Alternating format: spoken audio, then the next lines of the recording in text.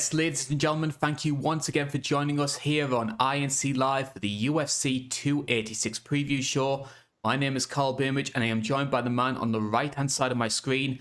He is the penfold to my Danger Mouse. It's Joe Neal. Joe, thank you very much for joining us.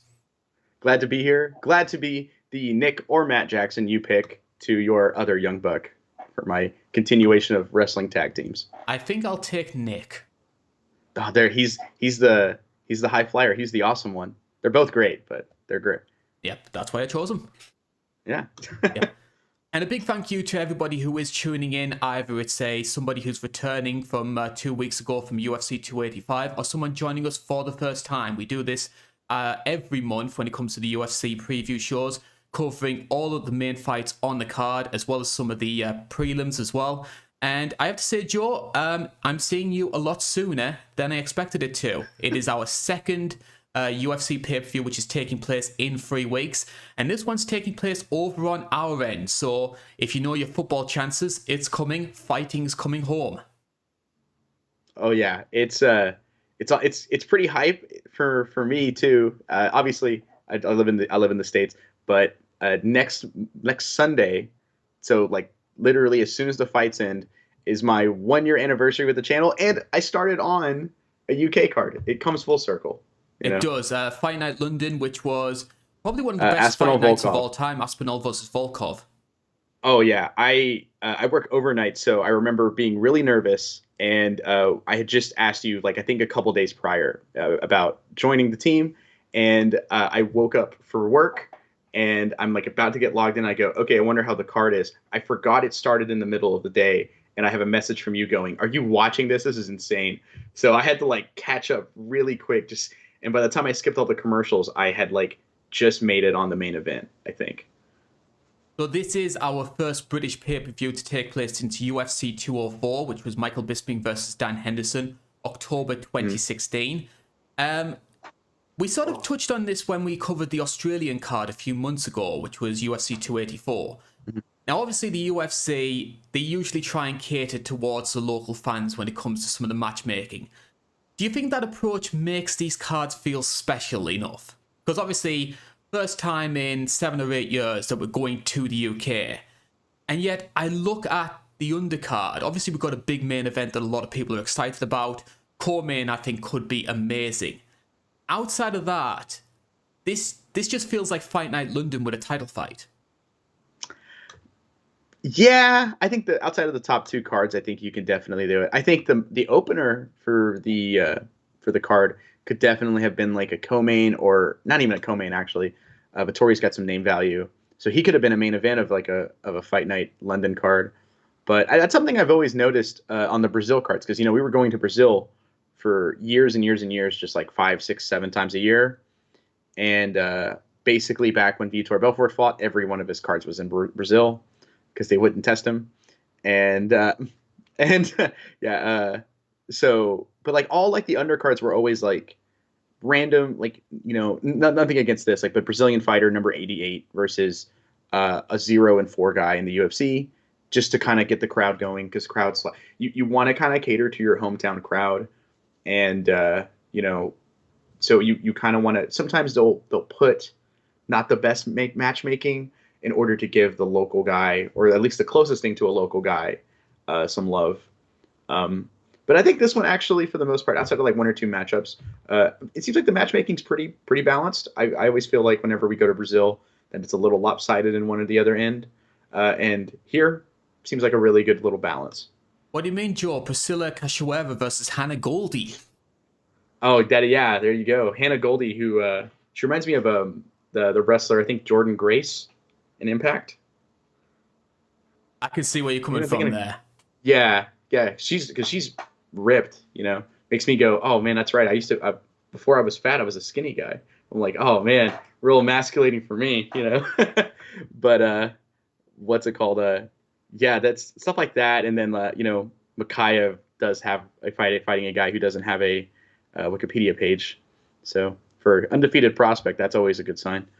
And we'll discuss those prelims in a lot more detail. As mentioned before, we've got a couple of local fighters on there. One thing I will say, though, is even though the prelims are very British centric, as you come to expect, it's not the normal names you come to associate. Because there used to be a time when, like, Danny Roberts would be on every single British prelim, and you would have Darren Stewart there. And what was the name of Darren Till's teammate? Like, bald like wrestler. Oh, my brain went to Darren Stewart, but it's not him. It's Darren Grundy. Till did have a team. Grundy. Yes. He would Yeah. be on all the time as well.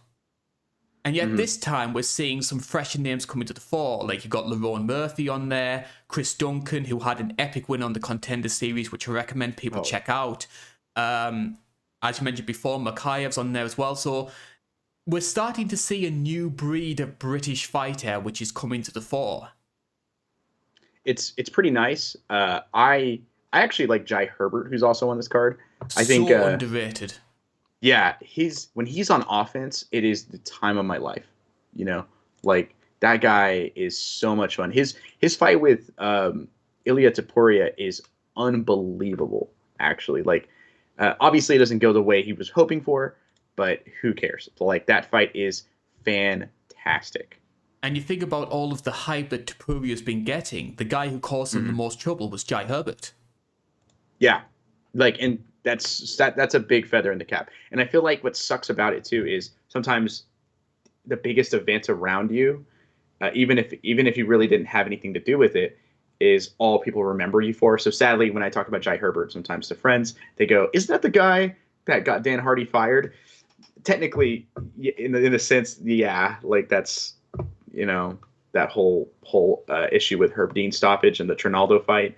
But that fight's also really good before the stoppage too. So, you know, I mean, Jai Herbert is awesome. He's also in a division that rarely misses when it comes to entertainment. So, you know. What other fights have taken your interest on the prelims? Obviously, the Makayev. I think it's. I'm putting this here because I want to say, avoid this fight potentially. It's probably gonna be, if you're looking for just to be entertained, probably don't watch it. I'm gonna watch it because, you know, it's part of the job, but you don't have to.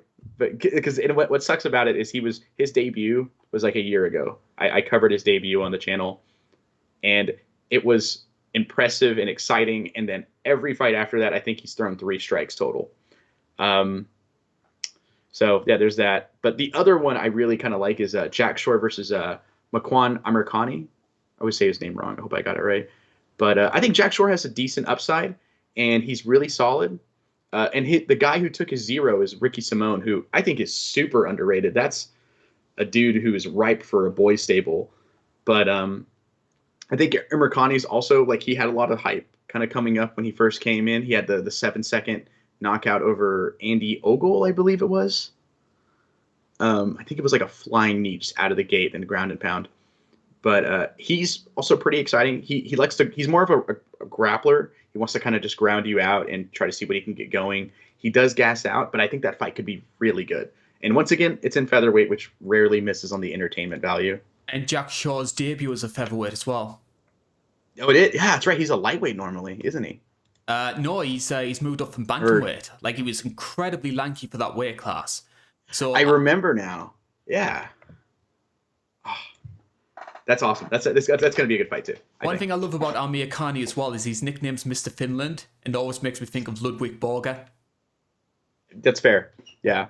When one thing I remember from Amir Khani is he had like the really weird like post-fight interview, I think after his debut, and one guy was like, how do you looking to improve on that for your next fight? And he just goes, it was a 7-second finish. Like, what do you want me to do?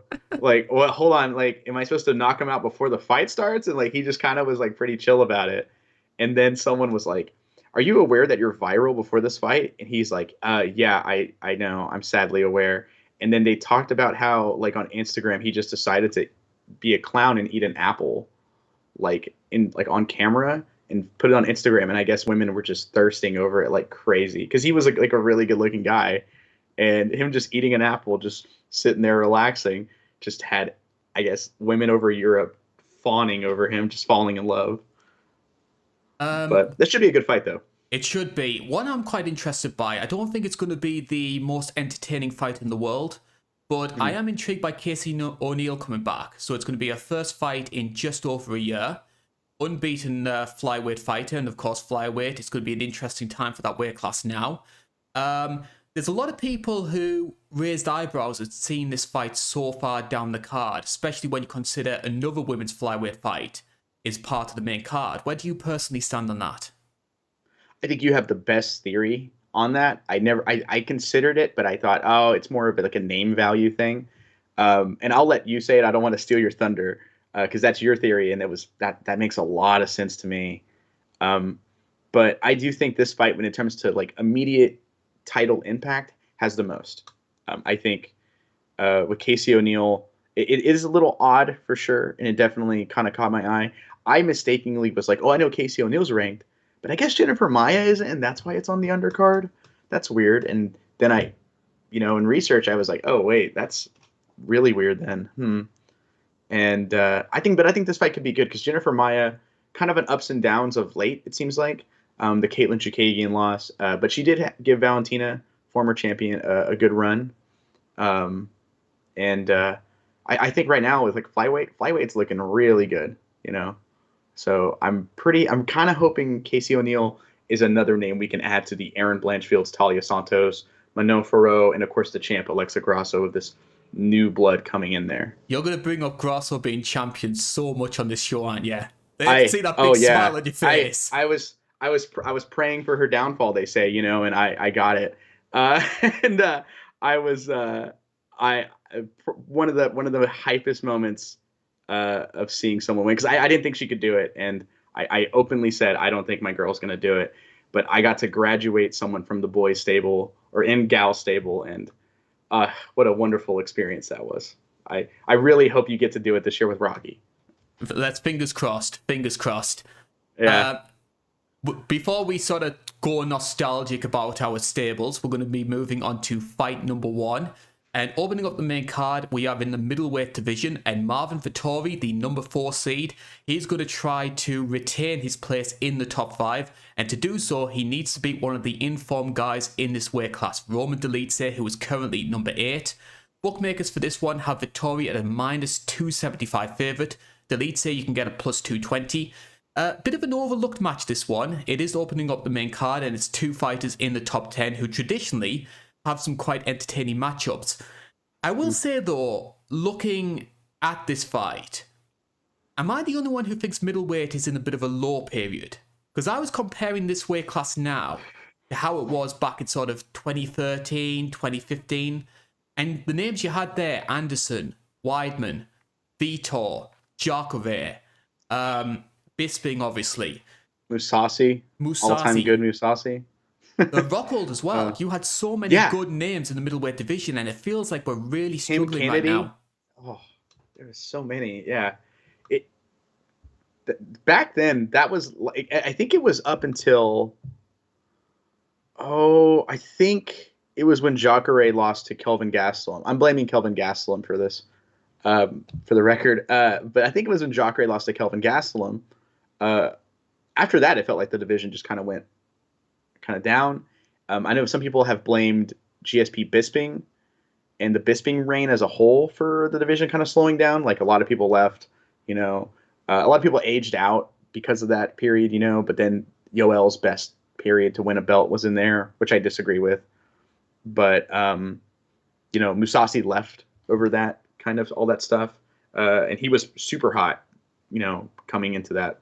He could have definitely got a title shot for sure. And then after the GSP stuff, it's Whitaker and Yoel, and then eventually Adesanya, and then that was it. And then it was, even though Gastelum had a really good couple fights in there for a while, but then right now it feels like it's Whitaker, Izzy, Pereira.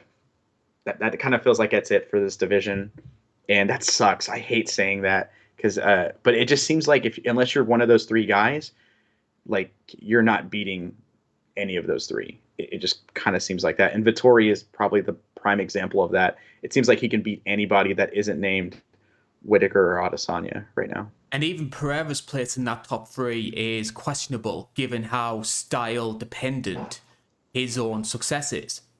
Like, you put him against any wrestler, I think he's going to struggle. What if they give him Bo Nickel randomly or something? It's like, oh, okay, If Bo Nickel doesn't knee you low, he's probably still throwing you to the ground, and that kind of makes you wonder, Um, yeah, it's a weird one. Middleweight's in a weird position for sure right now. So we'll talk about Marvin Vettori, 18-6 record. He's also got the one draw in there. Now, his last fight was a loss to Robert Whittaker, which came at Fight Night Paris in September. A couple of notable wins there. Paulo Costa, which was a bizarre build-up. That was when Costa was coming in like ridiculously overweight, asked for it to be a light heavyweight fight. Jack Manson, Kevin Holland, other two big names. And his only losses since 2017 have come to Adesanya and Robert Whittaker. So we've got a guy which, as you mentioned before, he does have a lot of skills. He's certainly capable to be in the top 5. But that sort of extra something is lacking to make it as a champion. Yeah, I think he needs power or a better double leg, or like maybe a little bit of both. Because he does seem to touch you. Like he's always touching somebody, but it seems like he has a little bit of pillow hands in there. And he is good at getting a takedown, but it isn't like the quick like snap gets you down. It's more of a like he's gonna work for it, work for it, work for it. He spent 3 minutes looking to get it, but now he's got it, and now he's on top, and then now he's gonna win the rest of the round. But that being said, like I know that sounds like I'm like really ragging on him. No, he's got some great wins, and if you're not looking at any of those top 3 guys, he is absolutely like a contender for the number 4 best guy in that division. I heard someone describe Marvin Vettori as a perfect mix of sloppiness and elegance. And I think that sums him up so perfectly. I have my friends have said that if he had any power, he could be the Homer Simpson of MMA, like because that Costa fight and the Whitaker fight showed off that he has a superstar chin. Like if he just had that, like all right, they're tired, like Diedrich Tatum fight for Homer, I think it could have definitely could have pulled it off on those, but the sloppy and elegant, it makes perfect sense. Um, like as long as he doesn't put his shorts on correctly sometimes, and we talked about it before, but this is the most like if you're an OSW fan, Marvin Vettori is the most boy guy of all time. Like step out of the octagon and into my stable, Marvin Vettori, because he's really embarrassing but awesome at the same time. Like he is. I like Vettori. Every time I go, I don't know if I like Vettori. Then I watch a bunch of his fights and I go, nah, this guy's awesome. He's so much fun. He's a lot of fun.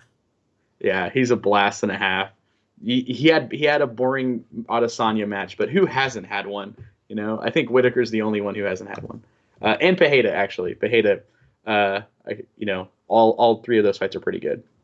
Am I the only one who thinks he actually did a lot better against Adesanya than people make it out? I think a lot of people sort of frame it as like, oh, it was 50-45, it was never close.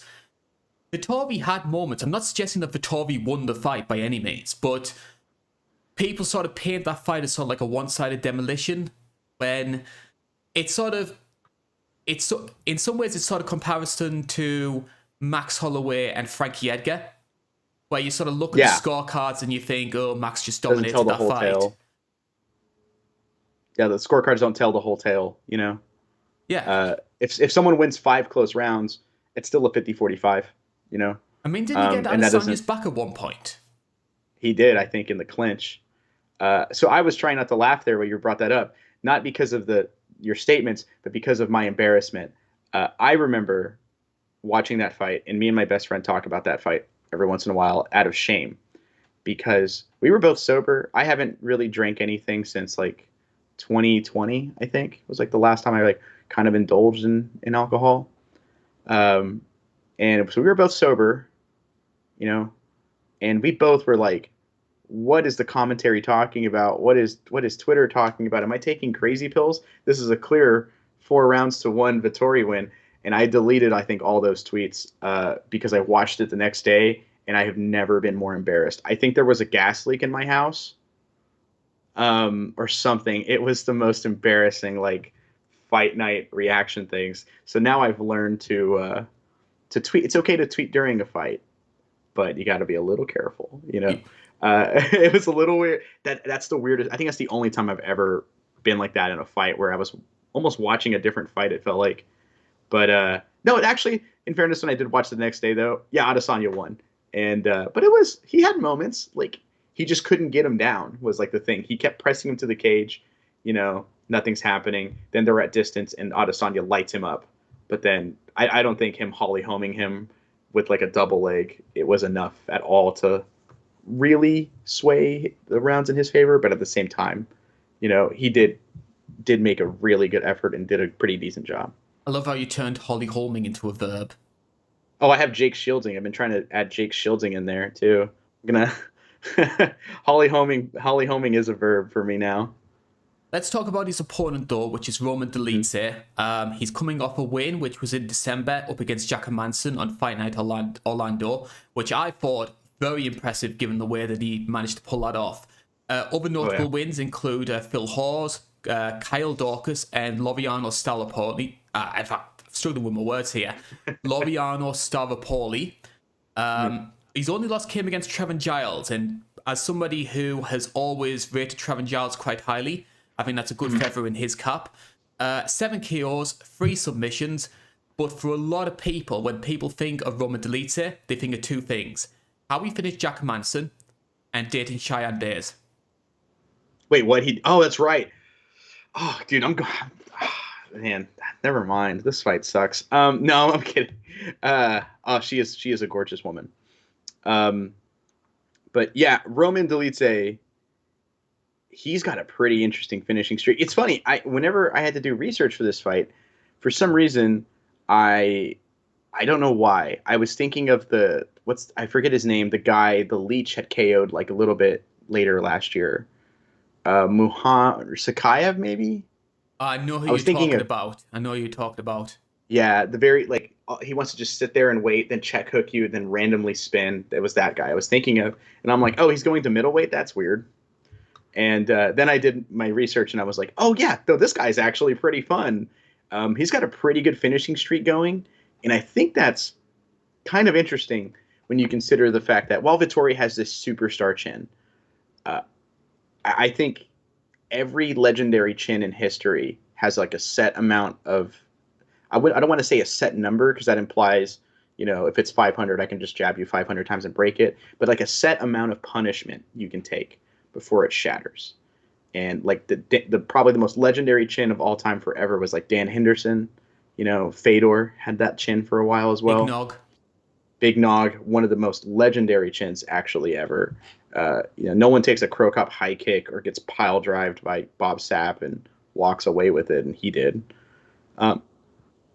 But like I think that punishment's starting to add up because I felt like Robert Whittaker with just one shot had him hurt worse than Paulo Costa had him or than Adesanya had him. And I think Whittaker hits probably harder than Adesanya. Adesanya is more accurate, hitting just clean, shots. It's kind of a difference, but I don't think I don't, as much as a Whittaker fan as I am, I don't think he hits harder than Paulo Costa. And so it was kind of shocking, like how hurt he had Vettori with, with shots. So I'm wondering if that chin might crack in the next year or so because he does take just a lot of punishment, it seems like, and then just kind of like brushes it off. That's one thing that's so fun about him. So I could see Dolidze landing a pretty good shot here, or on the ground, the punishment just kind of adds up and wears out because the way he got that finish on Jack Hermansson is insane. Like, because if I remember correctly, he had his back and it's just swarming on him, but it was like in like a weird entanglement he had him as well in. He basically caught him in the calf slicer and then used that to reverse position. Hermansson ends up on the bottom, he ends up on top, and Jack can't go anywhere because of the way that his foot's trapped, and he just piles on the punishment until it's over. That's right. That was the entanglement he had on his back. It was the calf slicer because he has him in like back full mount with the calf slicer while just raining shots on him. That's an underrated finish, actually. Oh, I remember that one now. Oh, no one talks about that one enough. But I'm not picking him here. Spoiler alert. But I feel like Dolidze can definitely pull this one off, which would be Yes. really cool because we mentioned it earlier, and I'm sure this is part of your plan, I think, as well. Now that I think about it, but we this division needs new blood, and what if it's Delitze? Why can't it be him if he pulls this off? And man, like he's a lot of fun. I had actually had a pretty good time researching this one because Vittori's always fun, and Delitze really impressed me. He's like one of those guys where I went, oh, I don't know if I remember any of his fights outside of the Hermanson one. Let me watch them all. Oh, this is awesome. The Phil Hawes one's weird. That's the one where like his leg gives out and he's like crank, knocks him out. That was a little weird, but he was doing really good before that. So I think the thing that's going to determine this fight for me is the wrestling. Because Vittori has a very grappling heavy game. The lead say, as we know, he can hold his own when it comes to the ground as well. So I think whoever's going to win those exchanges is going to be the one that ends up on top in more than one sense. I think the scrambles are going to be great. I think the grappling's going to be really fun because Hermanson's a very good grappler. They always talk about Hermanson being like a striker, and it's like, no, I always think of him as a grappler. Yeah. So I like on the ground they were going back and forth, and that's how Delise finished him, was on the ground. So I think the scrambles are going to be a lot of fun here because Vittori's really scrappy when he's on the ground. He's not quite Brunson, where Brunson will fall over himself, but he's very like hive movement when he's on top. And Delise pretty active from the bottom, always trying to get something going and always looking to scramble. And on top, it's going to be just. I think it's going to be. I don't want to. This is a great fight, so I don't want to put this expectation in there. But the best example I could think of is it kind of reminds me of the Mateusz Gamrot versus Beneil Dariush, and like how the scrambles we kind of figured they would be, but a middleweight version of that, so a lot slower, sadly. I wouldn't be surprised if it turns into a brawl. Vittori has a bit of that sort of like meathead persona, and he knows that Delitze has a grappling background, so I could see it possibly being that sort of sloppy kickboxing match. It's sort of similar to like the Costa fight. Yeah. I think in that case, I think Roman has a really good chance because he has the power advantage for sure. Yeah. Yeah. I think it's a really close fight. It's closer than the odds should be. Yeah, for sure. I remember seeing the odds before I did my research, and I was like, oh, okay. And then I was like, maybe he hasn't looked that great outside of the Hermanson thing. No, I don't know about this one now. This one's really pretty close. If I'm picking Vittori here, but man, I'm not going to be shocked at all if Delitze pulls off this upset. And if you're a betting man, I'm never going to advise anyone to bet because what if I'm wrong? Now I feel like I owe you the money back. But with the odds, I can see Delitze being kind of a satisfying or a tantalizing little pick there. You've sort of ruined our build-up to the INC betting show, which will be taking place on Wednesdays. Oh, no. What have I done? Joe Neal, Nick conning it again, taking over another thing. But no, I think this one's going to be a very, very entertaining fight. A good way to open up the card. Coming up next, we have got our welterweight encounter and a regular fixture when it comes to the British cards. It's Gunnar Nelson who'll be taking on Brian Barberena. Nelson is a minus 400 favourite. Barberena you could get a plus 295. Now, this was originally supposed to be Daniel Rodriguez who was taking this fight. Unfortunately, he picked up an injury. Barberena steps in on short notice. I don't know about you, and this is no offense to Daniel Rodriguez, this is a more entertaining fight. Brian Barberena, you talk about fighters who should be in boys' stables. He's worthy of it. Absolutely. I wonder if he has like too much respect because like I feel like whenever it's a Brian Barberena fight, okay, we have to sit down and watch this. I feel like that kind of might give him way too much respect in that matter. Because that dude to me feels like a first ballot Hall of Famer in terms of like the violence number. Him and Matt Brown like are first ballot Hall of Famers in the violent eyes. Because all of his fights are just almost guaranteed brawls. As much as I hate the finish, I do really like the Robbie Lawler fight. I just don't like seeing my guy Robbie Lawler lose. But his fight with Vicente Luque is unbelievable fight. One of the craziest ones ever. But man, I don't know about this one. I know it's a short notice, so I really can't blame the matchmaking too much, but I kind of hate it. Uh, It doesn't play into Barbaraina's strengths. Not at all. I'm not. It makes me nervous. Makes me think of what's going to happen, like with the RDA fight. Yep. So we'll talk about Gunny Nelson here. So he is Mm. competing for the first time in a year. He fought Takeshi Sato at the Fight Night London card, which was Aspinall versus Volkov, one of the greatest fight nights of all time. Yeah. Although I will say that was one of the weaker parts of that card. It was 30-27, not really all that exciting. In terms of Nelson, some of his notable wins include Cowboy Oliveira, Alan Jouban, Albert Tumanov, and Brandon Fatch. But what's more interesting to me is the fighters who've beaten him. And this include Leon Edwards, Gilbert Burns, Damian Maia, and Ponzinibbio. So we found that he sort of has a ceiling when it comes to this weight class, but it still means something if you beat him. Absolutely. I think I remember his fight with Rick Story. I think that was his first MMA loss in general. Was Rick Story, and yeah, it kind of showed that like maybe because at the time he was hyped up as like the next big thing at welterweight, and that kind of soured it. But then he's just consistently gets wins, and I hate putting the term gatekeeper on him, but that's kind of what it feels like he is. You know, it feels like he's in that kind of if you beat him, you're probably top 10 at the time, and or if it even like maybe even a little higher. But I mean, he's got some years on him.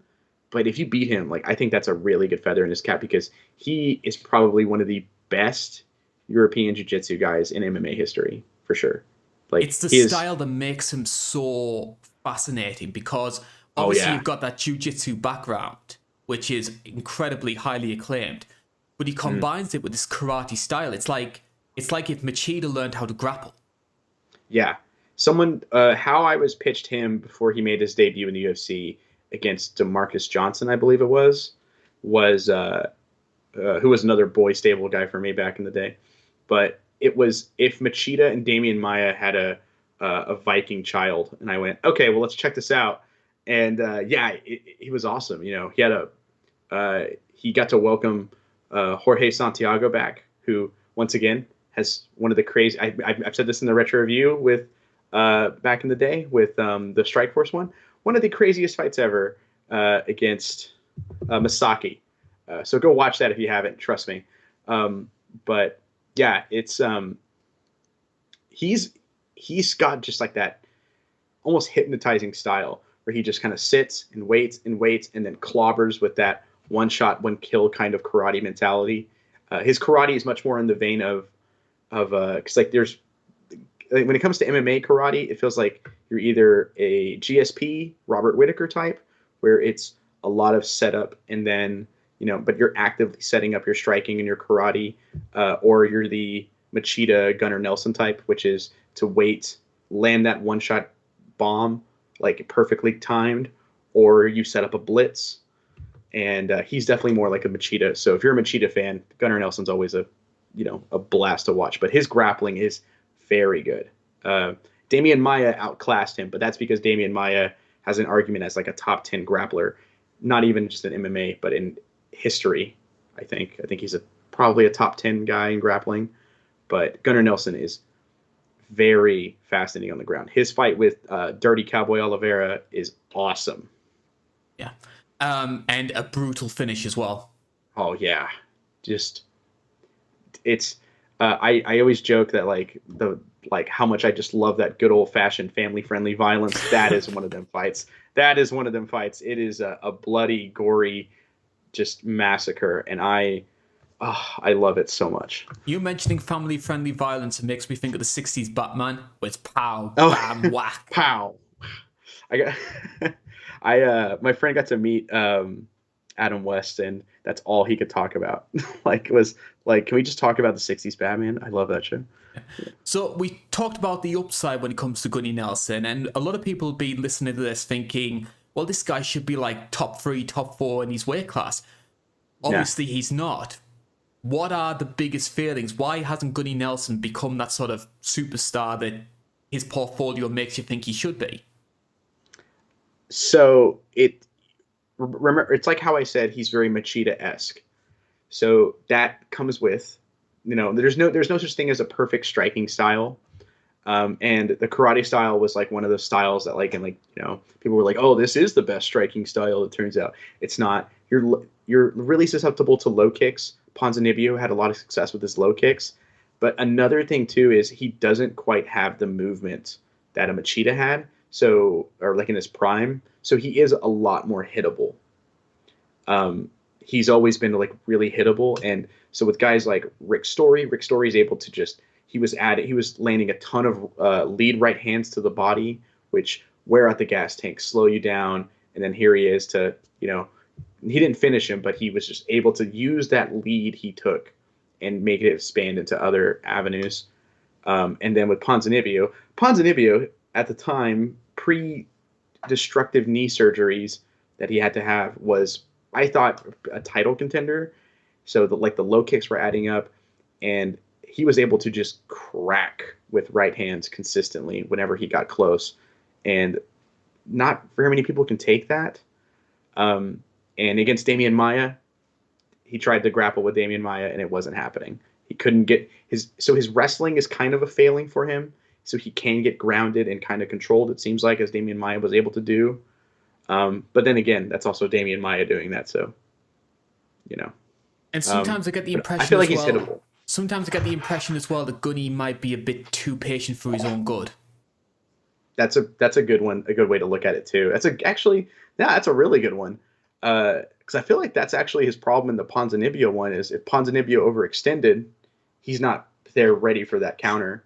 He was just kind of like, okay, I'm just gonna just leave, just try to circle out, and that's how Oliveira came at him out of the jump. And once, it's another thing too with that karate style, you think, oh, super counter striker, you're okay getting pressured. No, Oliveira pressured him really hard out of the jump. And was able to really make it kind of a dogfight. And Gunny Nelson just isn't there for that dogfight. That's not really what he is there for. He doesn't want to have that dogfight, really. And yet he's fighting Brian Barberena, and that's all that Brian Barberena ever does. Yeah, that's all Barberena ever wants to do. Yep. It's every fight with Barberena is in a phone booth and throwing 1,000 strikes a minute. The bookmakers' odds, as we mentioned before, do have Gunny Nelson as a -400 favoured. And I think a big reason for that stems on some of the issues with Brian Barberena in terms of his ground game. His last fight came against Rafael dos Anjos. That was on the Orlando card in December 2022. And obviously, RDA, legend of the sport. And Barberena was going through this phase where he was sort of like being a sledging killer, beating Matt Brown, beating Robbie Lawler. Obviously, he runs to RDA, and RDA makes easy work of him on the ground. And I think there's a lot of people thinking, hey, if Barberena struggled that badly against RDA, Gunny Nelson, who has this grappling base, going to make easy work of him. Is it as clear-cut as that? Yes and no. So when Barberena pressured RDA would clinch up with him and then trip him down, take him down to the ground, or he would let Barberena step in and then get the double or the single to take him down. I don't feel like Gunny Nelson has that kind of, he's on the defensive, letting his opponent step in and into a takedown kind of style. He kind of likes to work for it in the clinch, or if it presents itself in the perfect opportunity. Very much playing into that. He's almost too patient for his own good. If the fight goes to the ground, I think it's the Gunny Nelson show. I think that's definitely how he's going to do it. I think he's going to want to stick and move, try to avoid the brawl, and then if he gets to the ground, okay, it's my time, and he can definitely make it look like the RDA fight. But I don't think it'll be as easy as RDA had it. RDA made it look really easy, like it's plain and simple, easy way to do it, but. Nah, I don't think it'll be that easy for Gunny Nelson, just based on how they attack the takedowns and their grappling styles. Are you going to be leaning towards Gunny for this one, or are you picking Barberena to get an upset? I really want Barberena to get the upset, but I think Gunny Nelson is going to kind of just stick and move, look for these opportunities, and I see him winning by. I could see it being early, but I think late second round at any time in the third round submission win for Gunny Nelson. I'm in the same boat. I'm going to say third round. Yeah. it's kind of rough one, but it's not the matchmaking's fault. It's credit to Barberina. I always love it when a guy is willing to take any fight at any time. So. And it's going to put him in the UFC's good books because the UFC love guys who can willing to step in on short notice to help out a card. Yeah. There's two things they like: three things: not talking about pay, stepping in on short notice, and listening to Dana White give his speech on "Do you want to be an effing fighter?" And Barberina fits at least two of those. So that's good. That's good enough for me too. Yeah, there's a third one which connects Dana White and the heavyweight champion, but I'm not going to go into that one. Yeah, I avoided that one. Yes. Fight number 3, we're going to the women's flyweight division, and a welcome back to Joanne Called Her Wood. See what I did there? She's going to be taking on Brazil's Luana Carolina. Jojo you can get as -170, and Luana is at +150. Now, Calderwood is returning to action here and does so to a very different 125. Back when she fought there, she fought some girl called Alexa Grasso, who I think was, ranked 9th or 10th at the time, and who knows whatever happened to her. Yeah. So I think we've always talked, obviously, between ourselves about this sort of flyweight new guard, not just Grasso, but you got obviously Tyler Santos in there, Casey O'Neill, Manon Fiorot. And I'd argue that one of the bigger victims of that new guard has been Jojo, because she was at one point top 5 in the weight class. A lot of people believe that she would get a match with Shevchenko at some point. Of course, some of these results went against her. She ended up fighting a lot of the new guard itself, and now she finds herself outside the rankings, and a lot of people believe it could be sort of like the final stand of her career. Definitely seems like it. It's, right now she's on a 3-fight losing streak, and it's against someone who I think should have been champ, to the current champ, and Lauren Murphy, which I know it sounds bad when I word it that way, actually, but Lauren Murphy is very, very talented and a very solid. Belt. Yeah. And then before that, it was Jessica I, which I think is where they were like, oh, we might be able to put her in a title contention with this because, JoJo, she's, everyone loves JoJo. I feel like on some level, a pretty good sized name. I think she was my first favorite female fighter besides Ronda, because I remember hearing her nickname was Dr. Neville, and then going to watch her fights, and I was like, yo, this chick is awesome. And then the accent made me melt, but that's a different story. And some of the other losses here: Chukagian, Jennifer Maia, Jessica Andrade. Mm-hmm. Tons. So she's not losing to bad names. Fighters. No, I think the biggest I think it was back at 115 where she got armbarred. Mavos. Oh, I forget. Yes, and then she had a run that looked like she could have got a title shot at one point. Like she was kind of coming up too. So no one she hasn't lost to any bad fighters. Her record looks way spottier than it really is, because her and Alexa Grasso fight was really close up until Grasso got the takedown, which that fight was pretty good too. Talia Santos, I think the fight was similar, and I think then Santos just muscled her down, got the back. It just kind of is what it is, sadly. She's part of the old guard. The new guard's coming in, and Lauren Murphy's going to be around for probably at least a good amount more. Whereas Talia Santos is going to be around for a while, and so is Alexa Grasso, I think. It's just kind of how it is, sadly. And I think your theory is very on point with this one. I'm going to put forward my theory now here. A lot of people have been wondering, why is this fight on the main card over, say, Casey O'Neill versus Jennifer Maia, which is higher ranked in the same weight class, a lot more sort of relevant to the title picture at women's 125. And I put forward the theory to Joe that the UFC like to give their company men a sort of a pedestal. When they're about to say goodbye, they like to put them on a pay-per-view main card. So we saw that recently with Donald Cerrone when he retired. We saw that with trying to think of somebody else. There's somebody else who retired quite recently. Frankie Edgar. Frankie Edgar versus Chris Gutierrez. I feel bad for forgetting Frankie there. It happens. And of course, Joanne Calderwood, Scottish. It's a fight card which is in the UK.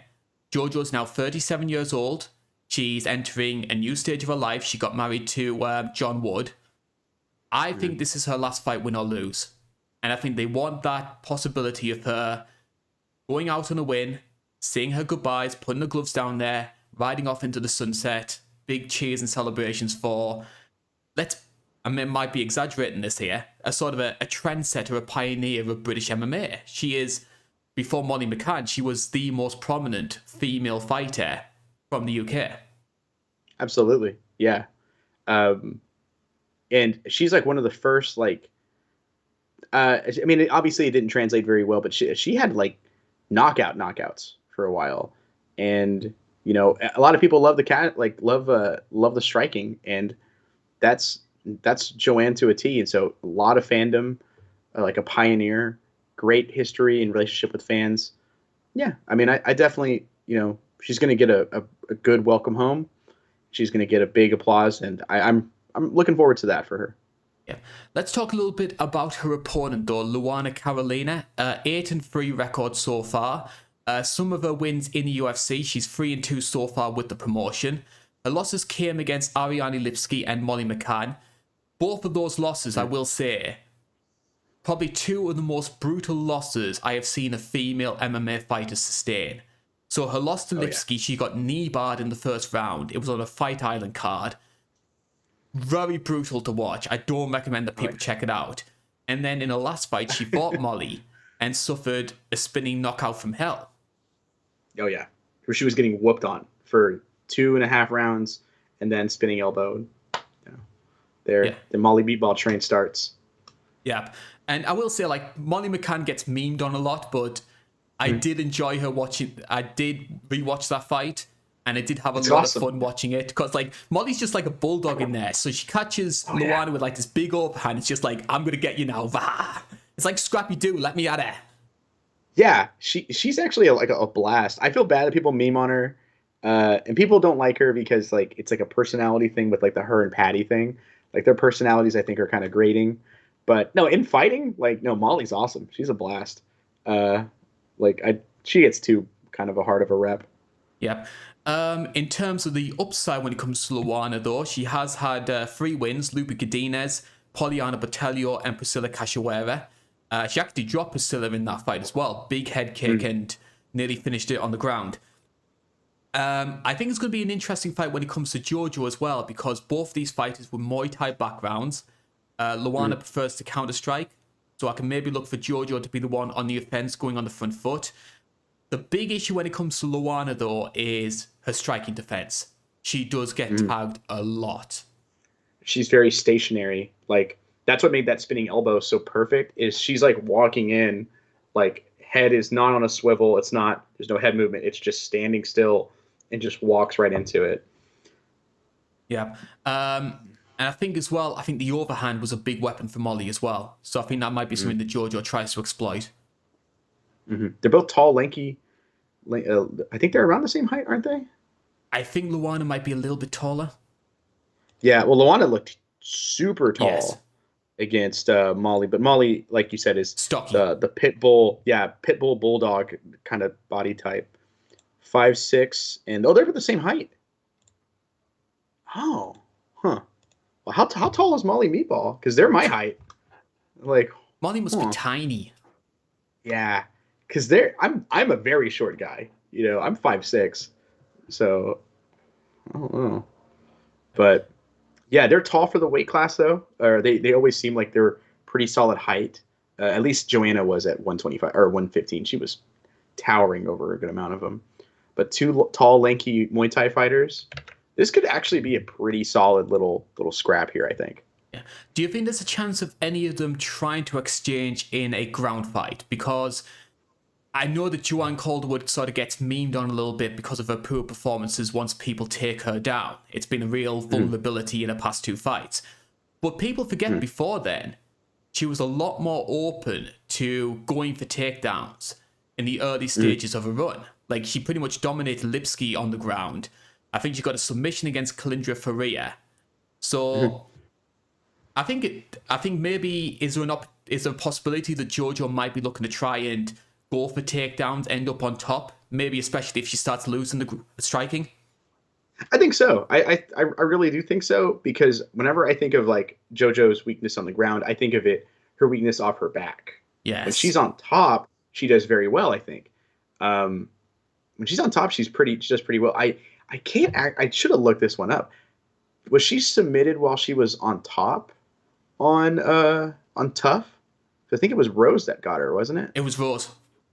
Yeah, I picked her to win Tough that year. That was rough for me, but um, and yeah, but I think when she's on top, she does a really good job. She's got a good base when she's in the guard. It seems like it's really kind of hard to buck her off.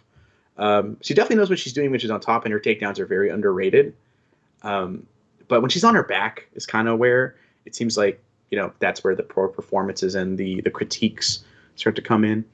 But no, I could definitely see her trying to take his fight to the ground if she wants. Maybe if she gets, I don't think she's going to lose the striking by a decent margin, but I think, but if she gets tagged, she's like, oh, I don't want to get hit again, I'm taking her down. I definitely could see it being like that. Yep. A lot of people hoping this one turns into the stand-up fight. I think that's what they're expecting. That's a big reason, in my opinion, they're choosing this over Maya versus O'Neal, as well as the other factors of like JoJo potentially retiring. Where is your money going for this one? My money's on JoJo. And definitely could call me biased if I'm wrong, because, like I said, she's like one of my first favorite fighters for out of females, at least. Good old Dr. Neal. I still think that's an awesome nickname. But yeah, I like her here, and I think she gets a unanimous decision. She isn't quite the finisher as her stylings would see, but I can if she does finish her, I think it'll be with a body shot knee. I could kind of see it. Yeah, I'm going to pick JoJo by decision as well, but I will have this little suffix to my prediction. I think JoJo is going to have a lot more offense. She's going to be throwing a lot more, but I think Luana has the power advantage. So if somebody is going to be getting rocked or dropped, it's going to be her doing it to JoJo. Yeah, I can see it. Co-main event time now, Joe, and I think you might need to get the lube for this one. Justin Gaethje, Rafael Fiziev, lightweight bout, potential #1 contender fight depending on what happens with other fights further down the road. Gaethje is surprisingly a plus 190 favorite. Fiziev you can get at minus 230. And what can you say, Joe? This one potentially could be an absolute belter. This is. I spent 90% of my research just watching these, and I probably was done, a couple, like 3 or 4 fights in, but I just kept watching their careers, and this is my rainy day kind of fight. Oh my Lord. This might be the only reason I would consider buying the pay-per-view. Like, I'm going to watch the pay-per-view regardless, but paying the full 80, but this fight is the mecca of fights for me. What do you mean, Joe? You buy every single pay-per-view legally for normal means. Every single one. You wouldn't do anything illegal, would you? I wouldn't download a car. And I don't have lube here for it, but I have beard oil, and that'll be fine. This is hot under the collar kind of fight. And I always like to try and find a sort of framing device around every single fight that we cover on the show. And for me, when it comes to Gaethje versus Fiziev, I think the biggest one is actually Gaethje himself, because there seems to be this sort of trend recently of sort of like lightweight old guard, the fighters who came to prominence around sort of 2017, 2018, trying to hold on to their place at the top of the weight class. So obviously we're going to have Oliveira versus Benny coming up in a month's time, which is a very similar sort of fight. And for me, this is a real litmus test to see where Justin Gaethje still stands in this weight class. Because, don't get me wrong, Justin Gaethje, one of the most entertaining fighters in the UFC right now. Obviously, he's fought for the belt twice. He won an interim title. He's obviously capable of being very talented. But I don't know. I got the impression when I saw him against Charles Oliveira we're seeing the first signs of a fighter that maybe isn't what he was. Like, I've been quite positive about Justin Gaethje in terms of his evolution from this sort of wild, reckless brawler who took too much punishment for his own good and becoming a lot more refined. I watched that Charles Oliveira fight again, and he almost seemed to go back to this sort of like reckless. I mean, he was throwing himself off balance. He was putting so much power into his shot. It was strange to see. It felt like a de-evolution. Yes. And I had a theory about it. So I will say, for the record, I did pick Gaethje to win against Khabib. I thought Gaethje's the guy to do it. I thought if it's not Tony, it's probably Gaethje. And I heard a theory that the old Gaethje from like WSOF was a better matchup against Khabib than the refined, counter-striking, technical Gaethje. And I went, huh. And I kind of thought about it, and I don't quite see it, but I can understand the argument. Apologies, my nose is super itchy out of nowhere. And blame the mustache. But I wonder if that was kind of his idea with the Charles Oliveira fight. But, I mean, he nearly finished Oliveira multiple times. He had him hurt many times, and he was doing the smart thing of, nope, not going to the ground. Let's stand back up. But then he kind of just opened himself up for counters, gets dropped, and gets finished. And in a crazy one-round fight. I always forget that fight's one round with how much action happens in it. But, man, I'm really worried this is like that was the beginning of the end for the Gaethje show. Yeah, and I think especially when, and this is no disrespect to Charles Oliveira, Charles has never been known as sort of like a one-shot knockout artist. So for Gaethje, who was always known for being super durable, taking a lot of punishment before being finished, him getting dropped by Charles Oliveira, I was a bit thrown off by that. Yeah. Gaethje said in an interview recently that he goes, yeah, no one talks about how hard he hits, but he said that Oliveira is the hardest hitter he's ever been hit by, which makes me kind of go, huh. Like, I thought his strikings looked a lot better, but I've never thought of him as that one-shot dude. And Gaethje said, no, he is, which I don't know what to make of that. Big praise for Gaethje to say that, because he's taken bombs from Chandler, Poirier, Tony. I mean, he's Michael Johnson, one of the most underrated hitters ever at lightweight, and took bombs from all of them and kept walking. And he said Charles is number one, which is kind of crazy. Eddie Alvarez as well, another big time hitter. I mean, how many big shots did he take against Chandler? Oh my God. It's just an unrealistic amount. It's amazing. Every time, if you see a Justin Gaethje fight, if you're new to MMA and you've never heard of Justin Gaethje or anything like that, let me just a word of advice, because I have a lot of friends who are getting into MMA currently. I always say, if you see the name Justin Gaethje on a card, you watch it, because he's probably putting on Fight of the Year. You know, I've called him the Diego Corrales of MMA. Yeah. He reminds me of a less technical, and I'm sure he would love this praise. So if you're watching, Justin, here you go, buddy. But he reminds me of my favorite boxer ever. Oh, no. I actually just blanked for some reason on it. Oh, no. The morning this. He we'll had like the loss. Yeah, we're giving me a pass. I'll remember it later on when I'm talking about him on a technical level. Mickey Ward? No, Mexican fighter, was like 100+0. It's at the tip of my tongue. I know how to look this up. My Spotify's open, and I tell you what, I'll let you him. have a look at that while I talk about his opponent, Rafael Fiziev. 12-1 record so far in the UFC, and he's coming off the highest profile win of his career. He beat Rafael dos Anjos in a UFC fight night. Outside of RDA, some of his notable wins include Brad Riddell, Bobby Green, Renato Moicano, and Mark DeCasey. So he was always beating that sort of lower top 15 level fighter when it came to the lightweight division.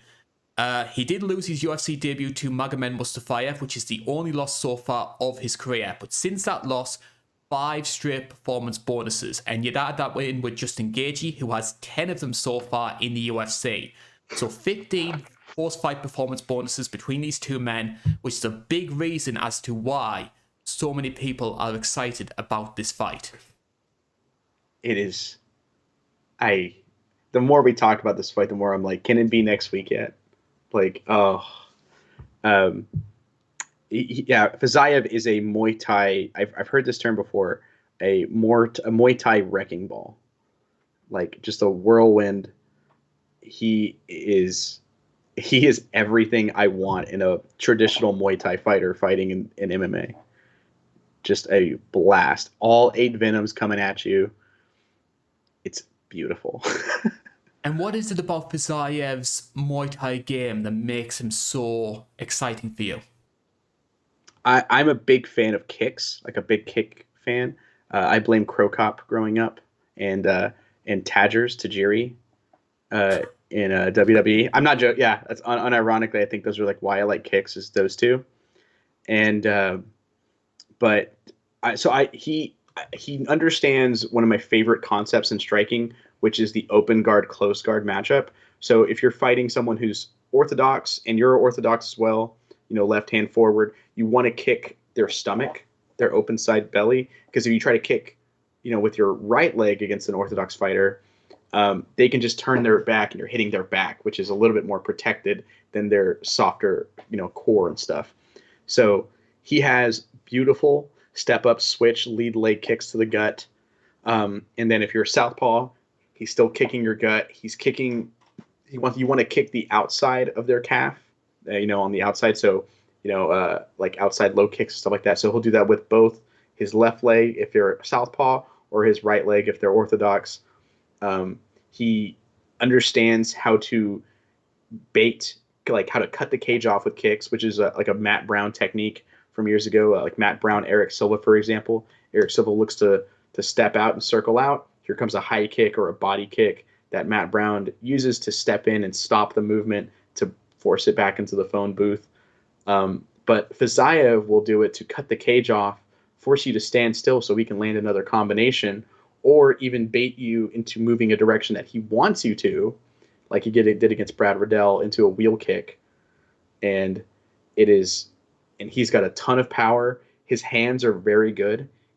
He kind of gets a little like kind of punch with his head, like kind of standing still sometimes when he like Bobby Green was able to exploit that a little bit. But tons of power, tons of just weapons everywhere. And despite him having a questionable gas tank, I think he clearly carries that power into championship rounds, as we saw against RDA. So that's a very good sign for him. Yeah, he's also a very hard fighter to read. I've heard a lot of people say that his rhythm throws a lot of them off, and it's not until the 3rd round that people start clicking onto what he's doing, and that's when he's starting to slow down, obviously with the conditioning issues. Yeah, tons of feints. Like you said, the rhythm of it, like he'll just kind of sit there, and it's constant like shoulder movements. That could probably be why he's so tired. Is I think I could probably get tired after like 5 minutes of even doing that. But it's always like his shoulders are always moving to show punches or kicks, and it just kind of freezes you. Like I think Brad Riddell said, I just felt frozen there at times. Like I didn't know what to do. That's awesome. We've got two very forward-thinking forces here. Gagey, as we know, loves to go forward, put on a lot of pressure, especially the old-style Gagey who would just basically use that constant pressure along with his low kicks to just eventually wear you out entire. Fazayev likes to go forward as well, so who's going to give first? I don't know idea. You have both guys are also very underrated counter strikers. So if someone says, you know what, I'm okay with him taking the first step forward, like either one of them could realistically say that. They both want to move forward. Gaethje is when Gaethje's in his technical kind of flow, he reminds me of Julio Cesar Chavez. Cannot believe I forgot that name. I'm going to be disowned by my family if they see this. But my favorite boxer ever too. I don't know how I forgot. Just senior. But he reminds me of senior that. Here, not junior. Yes. Well, it was junior. No, yeah, senior for sure. Yeah, senior is my favorite boxer ever. Probably my pick for top 3. But yeah, he reminds me of that kind of just forward momentum, cutting the cage off, wants the body shots, and will use the low kicks as well. His fight with Edson Barboza is a good example of that. But Fiziev is a little bit better on the counter than Edson Barboza. I think he's a better striker than Edson Barboza, even at that point in his career. And then Gaethje when Gaethje lets his opponent step in, he's got a great counter striking too, as we saw in probably it's a ridiculous fight, and I love it. It's probably in my top 5 ever. Is the Tony Ferguson fight, which my best friend hates. So, but yeah, I love that fight, and because it shows off Gaethje's like counter striking and just kind of letting Tony step in, and then here comes like a big 200% level punch coming in, and I don't know. I have no idea what's going to happen here because both guys can realistically win taking the lead or letting the other person take the lead. And normally we would ask for a prediction between the two, but we made a gentleman's agreement that we're not going to do it for this fight. Yeah, I'm taking the coward's way out. I no. You know, you always say, "All right, gun to the head." I just say, "All right, let's get this over with." You know, I can't hear. I spent all week trying to find an answer for this question, and I don't have one. My official answer is going to be I'm going to enjoy it with food in front of me and a soda behind me. That's my prediction. Is I'm going to have a great time. I just hope the fight delivers. It's been hyped up so much. The last thing I would want is for this fight to be like Lewis versus Ngannou. Oh my god! Or it becomes yeah. That's actually probably the worst example, or the best example, really.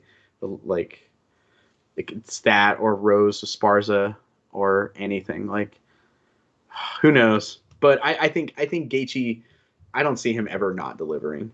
You know. I will say Lewis versus Ngannou is worth rewatching just for the commentary. Just hearing Joe get more and more angry as the fight goes on.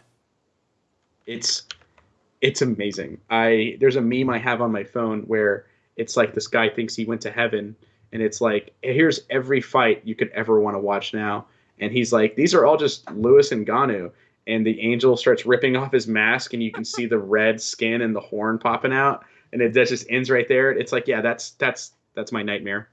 But the commentary is really good in that. It's better than the commentary in Rose Esparza 2, which I watched many times for the recap. I'm actually collecting clips for that one for an upcoming video. I won't give too much away, but I'm having to relive that fight myself. It's a joy, isn't it?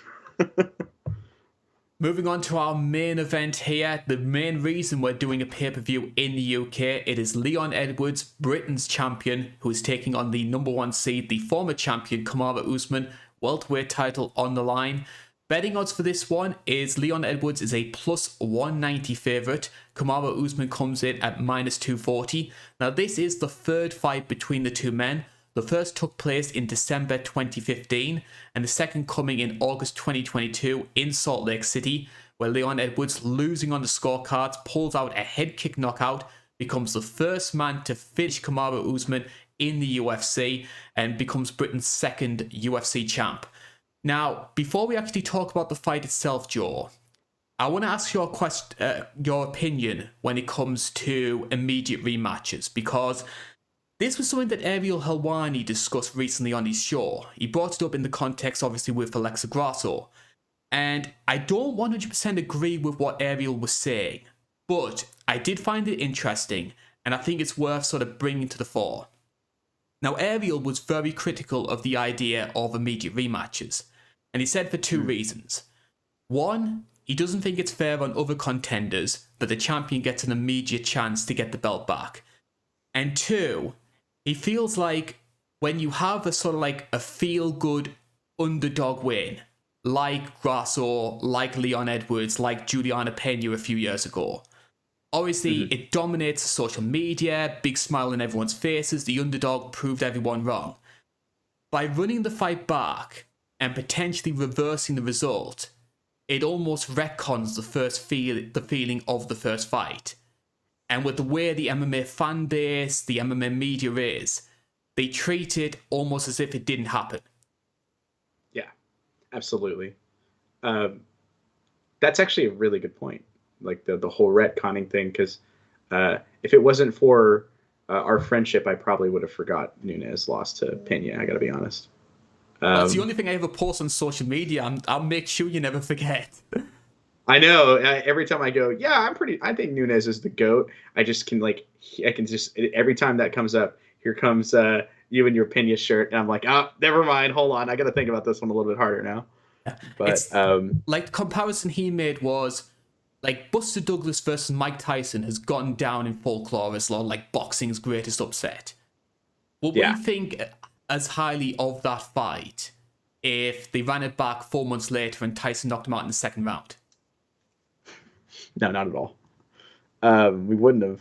We wouldn't think of it as highly at all. That's a really good example. For me, I know. I feel like in the past I've wanted immediate rematches when my guys have lost the belt. I know for Whitaker, which is probably the big one for me. I know for Rob, I probably didn't. I don't think I remember asking for a rematch when Adesanya beat him. I think it was like, okay, let's see if Rob can get back or something. I don't know. That was just kind of heartbroken at the time. But I know for like I know for Kane and Verdum, I wanted the run back years ago. For Brandon Moreno, that's probably the biggest one. I was like, oh, I don't like this decision. I think it should run it back. So I think a lot of it is context is key for it. I hate immediate rematches. I'm kind of getting sick of them. So at the risk of sounding like a hypocrite because I've asked for him in the past, I think I'm just over it now. I think even if Brandon Moreno fights Pantoja and Pantoja wins off of like a Dominic Reyes, John Jones kind of decision or something like that, or worse, like a Diego Sanchez, Ross Pearson one, I think I'm going to be like, all right, anyways. So Brandon Royval or whoever's next up at 125, because that division needs to move on. Rematches have kind of hurt flyweight. I think I'm just kind of over him. And I understand the case for this one, but the whole like I have a like if Usman wins this one, then I think it's gonna hurt what I think is probably the biggest comeback in MMA history. It's And I don't know definitely up about that. there. Yeah. I think in terms of like how it happened and like the context of the fight itself, like just what was in the cage, it's up there. I don't think it's the guaranteed number one. But with the context of the title on the line, I think that adds that Rocky movie element to it. So I don't know. And I want to add as well for people who think that I'm against this fight taking place. I think when it comes to meritocracy, when you look at what Kamaru Usman did as champion, and before then, like it was what 16, 17 wins in a row, and part of that was a Yeah. title win where he beat guys like Colby Covington, Gilbert Burns, Jorge Masvidal twice. Dominant Mm-hmm. reign as champion, loses in this sort of like freak manner. I get why this fight's taking place, and I don't have a problem with it. I just thought it was interesting, Ariel's argument. I think it's a really good argument. I know for me, I'm kind of getting soured on it. I think Valentina deserves a rematch. Um, I know on the recap when I was rewatching it back, I literally went, yeah, sure, why not? But in joking aside, I think she definitely deserves a rematch. As much as I want the division to move forward, sometimes it's like what you say, meritocracy. Sometimes you just kind of have to run it back, which is what it is. So let's talk about this fight itself and the reason why it's been run back here. So Leon Edwards, of course, became Britain's second UFC champion by that last-minute knockout up against Kamaru Usman over in Utah. And what I do Mm-hmm. find interesting about that, though, is that if you look at there's been 7 completed rounds of fighting between these two. Leon Edwards has only won 1 of them. And yet here we are in Yeah, this sort of like trilogy fight situation. It's amazing to see. And I think from Leon's perspective, one of the things I've loved about the Leon Edwards win, not only for the drama that came with the knockout, when it comes to British MMA, Leon Edwards was very much an afterthought for a long, long time. When you thought about British fighters who were sort of very prominent in the media, you had people like Bisping, Darren Till, Paddy, Molly. Hell, I'd argue MVP was more popular yeah. than Leon Edwards. And that win completely transformed him. That was this sort of overlooked, hardworking guy who never got the praise finally coming to the fore.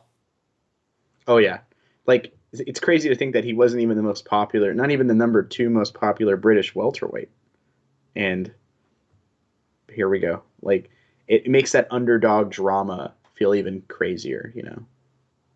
He's that sort of meat and potatoes hard worker. And sometimes I know people like the flashy knockouts and the first round finishes, all that sort of stuff.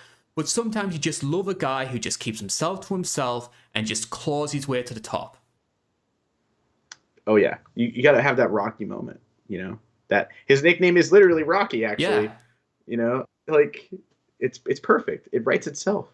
You know, I have an affinity my for friend fighters described him nicknamed as. Rockies. That's fair, actually. Yeah, you do. You know, my friend described him as for another WWE reference. My friend described him as the British Daniel Bryan in a sense, and I went, I can kind of see it. You know, I was like, he didn't have the fan, you know, love pushing him to the top, but that kind of, you know, no one really gave him a shot, and then he pulls it off like in the last seconds. You know, that perfect picture perfect moment.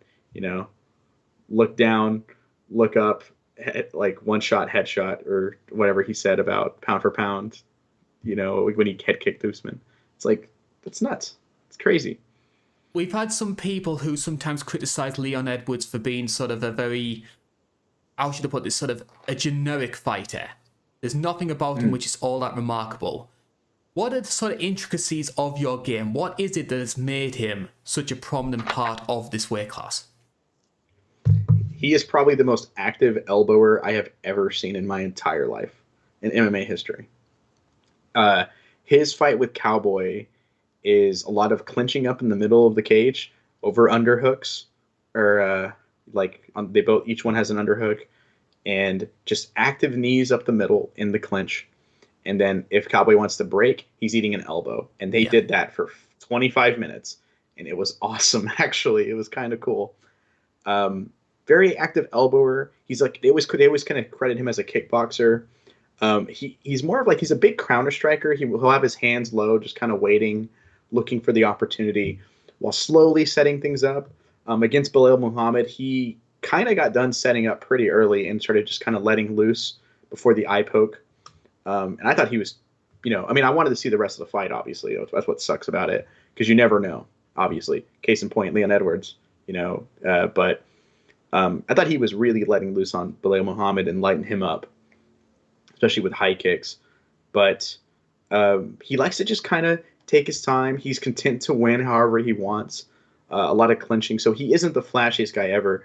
But what stands out to me is just how active he is with elbows and knees in the clinch. He doesn't let up for a second if he has a chance of hurting you.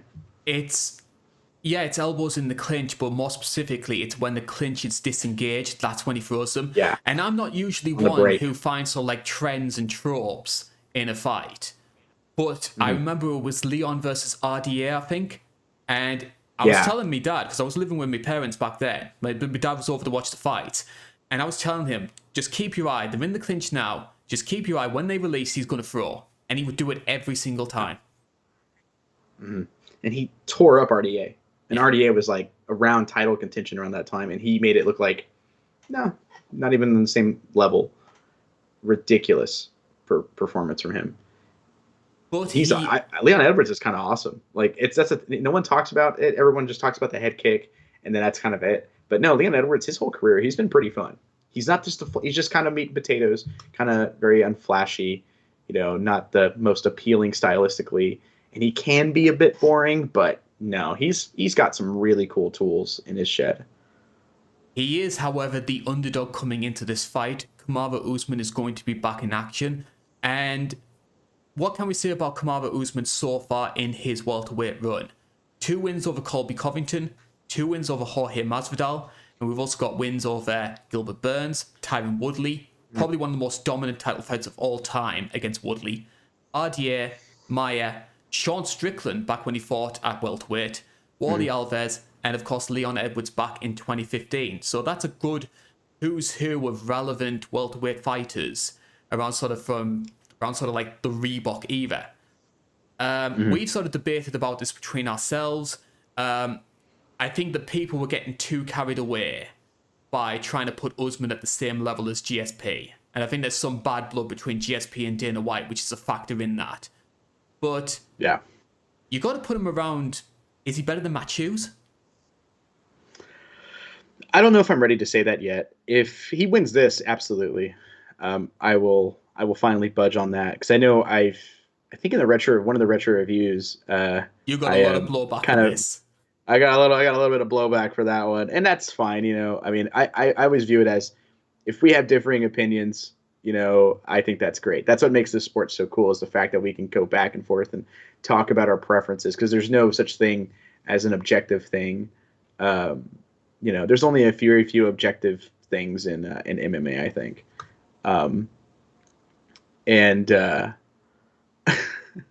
But yeah, I have a Hughes over him at 2. I have Hughes at 2 for me, and then I have Usman at 3. And then I have Lawler at 4, but that one might be a personal pick.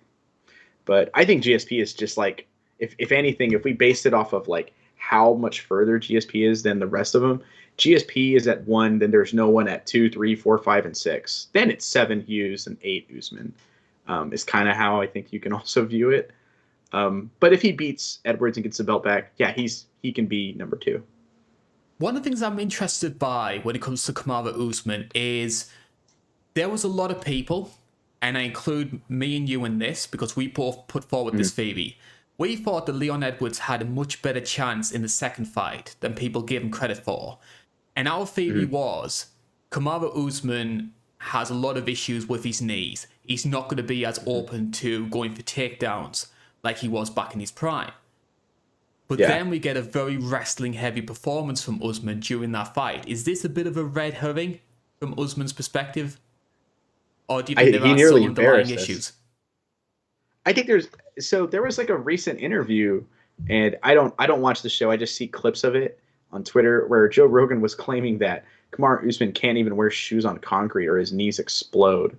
Like, his knees are that bad, and he's just Superman throwing it. Like, if your knees are that bad where you have to walk on grass or you can't wear shoes on concrete anymore because your knees are so beat up, then you have no business being in the fight at all. Like, the doctor you're never getting medically cleared to fight again. Like, that's such a ridiculous statement. But he could just be exaggerating about how bad it is. Rogan so exaggerate? Maybe they've got worse. Never. Yeah, right. I've never heard of him doing that. And he had to be exaggerating. There's no way. He exaggerated so hard my voice cracked there. But but yeah, I still go, like, how is he wrestling on these knees? But man, he almost made us look real dumb in the second fight. He wrestled the entire time, and I think he's going to do it again. I think he's going to try and come out here and do it again, because it was whenever they were out in the open where Leon set him up and set the trap rounds prior, and then it's in the open where he got blasted by the kick. So I think he's going to look to come in here and slow it way down. Yeah, he's going to IRS. He's going to be like IRS against Razor Ramon here, just rest holds, sweating all over the place against the cage. And I think that's what he's got to think. I mean, he did get taken down in the first fight, but I don't think anyone, even himself, expected that, So I think now he's going to be a little bit more prepared for that. And I think he's going to try and come out and wrestle again. Because if he doesn't, we've seen what can happen. So I think the result of this fight is going to depend a lot on Usman. Because we have got a guy who is nearly 36 years old. I think he turns 36 in May. He's coming off the first KO of his career. For me, this fight is going to go one of two ways. Either Usman is so spooked at getting finished again that he just doesn't engage at all, and Leon's able to build up a bit of a point lead. So we sort of get something similar to what happened with Tyron Woodley, where he's just too scared to engage. Or we get what you presume is going to happen, where he goes even more grappling heavy, to try and take away any threat of being knocked out in the open. And that's the way I'm kind of leaning out. I wouldn't be surprised if we see Usman. I think we're going to get a fight very similar to the second one. I think Leon could have a lot of success early on, but Usman's going to go very grappling heavy, sort of like 46, 49. I want to put this out there too, as well, in the case of Leon Edwards. Leon Edwards probably knows this is coming. I mean, there's no way he doesn't see this coming. Like, there's no way in my mind that there's a mystery of what the Usman game plan is going to be. You know, I knocked him out in the feet. That was where I had my success. Where he dominated me was again the clinch and in the wrestling. So he's totally going to want to stand with me in this fight. No, there's no way that's the scenario. Leon Edwards knows how Usman's going to approach this fight. And Leon Edwards has really underrated wrestling. I could see him that's all he's been doing. The second this fight got announced, he's like, I'm just going to wrestle every day. There's no way you can match his wrestling expertise, but you can at least look for ways to make it the most uncomfortable experience for Usman ever. Like knees to the inner thigh, or where he can try and break space to like land elbows, not without breaking the clinch, and then breaking the clinch, throwing the elbows. I could see him trying to make it just as uncomfortable as possible while Usman looks to Holly Holm him or Jake Shields him for 5 rounds. And I'd argue as well, being at the lower altitude, because the last fight was in Salt Lake, the lower altitude's going to play to Leon as well. So I think he was more vulnerable to cardio issues than Kamaru is. That's a good point too, you know. And honestly, hometown crowd, that's got to pump you up and get you going. Like, because Leon Edwards was beating himself up I think Leon Edwards was doing almost as much damage to him as Usman was mentally. And then his corner had the big movie moment of like, you got to stop feeling bad for yourself. Do it. You know what to do. You got to just throw it. Like, okay. You know, I think having that hometown behind you, you know, or not really hometown, but the home, you know, being in your home country, that's got to be just an incredible experience. We could see some of those middle round mental issues that Leon was having just evaporate. And this fight could be like the second one, but a lot closer, which I think I'm not saying that I'm picking Usman to win, but I'm not saying that this is a foregone conclusion. I can almost fully expect myself to add a loss to my preview show win-loss record by picking Usman. I think Edwards can easily walk out the champ again. I'm going to be picking Usman to win this one, 49-46. I think Leon's going to have a lot of success early on, but I think Usman's wrestling is going to be the biggest factor. And then I'm interested to see... thinking the same thing. And then I'm going to be interested to see what happens with the welterweight division after that. Because if Kamaru Usman wins, you basically eliminate Gilbert and Jorge. That fight a month later becomes redundant because Usman's not going to fight either of them. And then it becomes, do the UFC try fast-tracking Sharpcut based off the Jeff Neal win? Or do they finally give Bilal Muhammad his title shot? I think they're going to do Bilal Muhammad, or even funnier, I feel bad for Bilal Muhammad, but it could be funny. I could see them going, no, you're going to fight Shavkat now. No title shot for you. Apologies. I live in Tornado Alley, so at noon on Saturdays they test the tornado sirens for the state. Yeah. But yeah, I could definitely see. I think if Edwards wins, I think that's big money. If like Masvidal pulls it out, imagine that Masvidal goes 0-3, then gets a win against Gilbert Burns somehow, and he gets a title shot. There's a potential video. You know, people who have been on losing streaks then somehow get a fight with a bad recent records or something. It'd just be Chael Sonnen all the time. Oh man, you know, well, that feels almost like an oxymoron because he's undefeated, undisputed.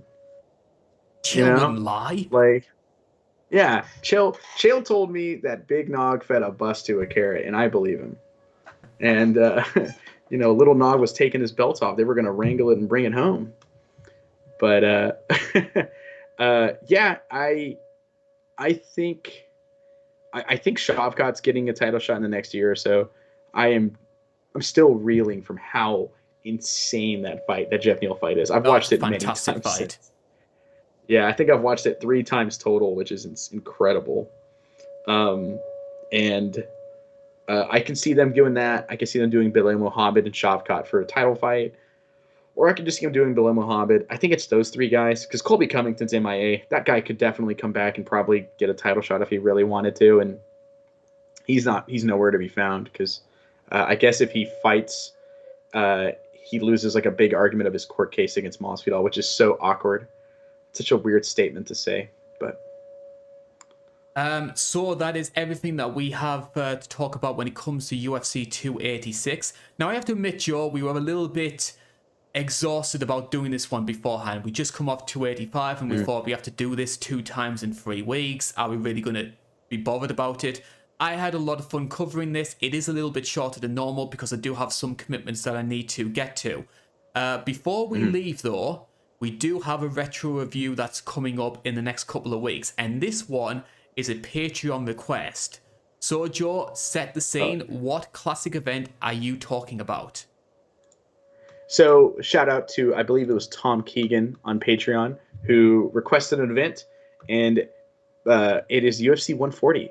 John Jones making his retro review debut, which is probably the most illustrious accolade in his career, I would probably say.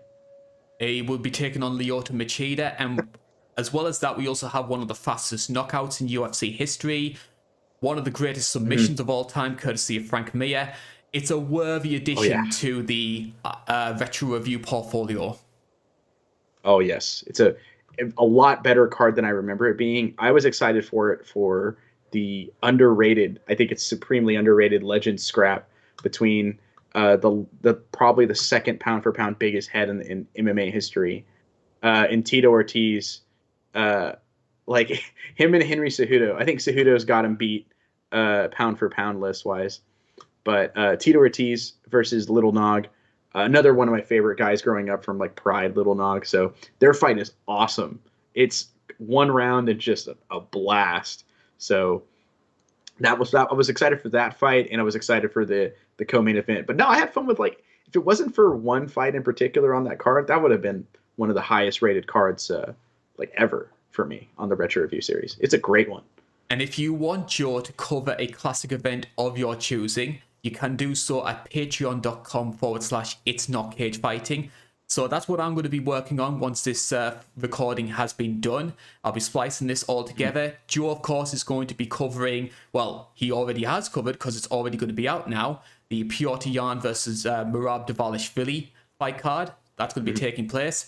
And so I hope you enjoy that one. And we're going to be back in another 3 weeks' time.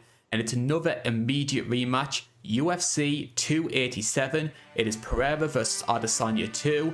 And of course, Gilbert Burns, Jorge Masvidal. Very interesting fight taking place in Miami. With that being said, though, it is time for us to end the show here. Thank you very much for watching. My name's been Karl Bainbridge. That's been Joe Neal.